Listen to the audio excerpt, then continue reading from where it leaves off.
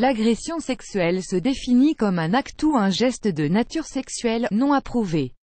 Autrement dit, quand deux adultes se mettent d'accord pour faire l'amour, cela entre dans le cadre du sexe, mais lorsque l'un d'eux n'est pas consentant, l'acte est qualifié de viol.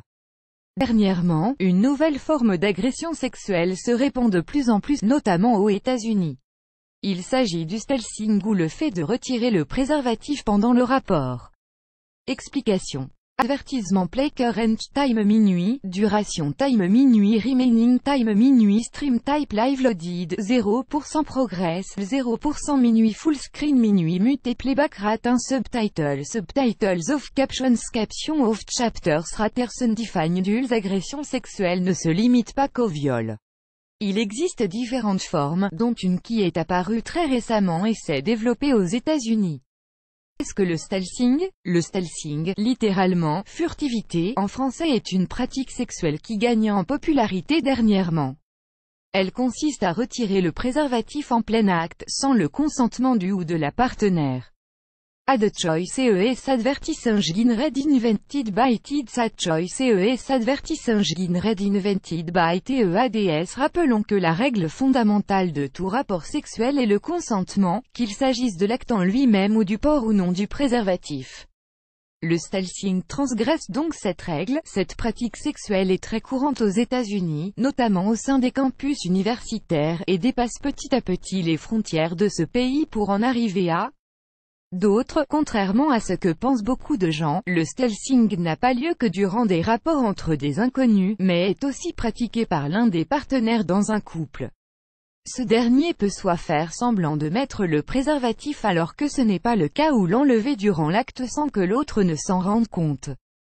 Le stalking, une pratique de plus en plus courante. Alexandra Brovsky, une juriste américaine au National Women's Law Center, a mené une enquête publiée dans le Columbia Journal of Gender and Law sur ce sujet.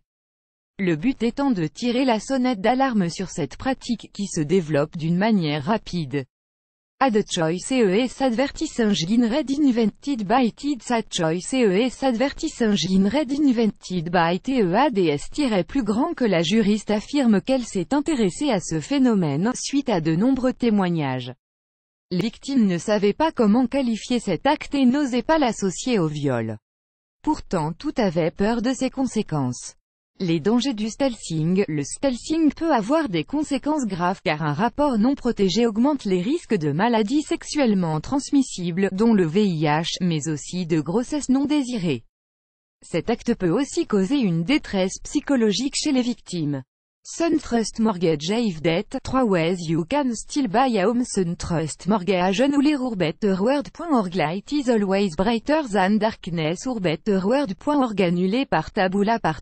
Contenu sponsorisé. Contenu sélectionné. Contenu sélectionné. En effet, un tel acte peut avoir un réel impact psychologique. Beaucoup de personnes ayant été victimes de cette agression sexuelle développent une peur du sexe et perdent entièrement confiance en l'autre. L'étude d'Alexandra Brovsky met aussi la lumière sur une communauté en ligne qui prône cette pratique. En effet, il existe plusieurs groupes qui encouragent les hommes à faire du stalking. Les membres s'échangent des conseils pratiques sur comment bien réussir cette pratique et plus précisément comment retirer le préservatif de la façon la plus discrète possible. Cette communauté qui revendique le stalking comme un droit pour les hommes grandit de plus en plus. Ad choice ES advertising read invented by TEADS. Ad choice ES advertising read invented by TEADS. Le stalking, une pratique condamnée ou pas? En Amérique, cette pratique sexuelle est toujours dans l'ambiguïté.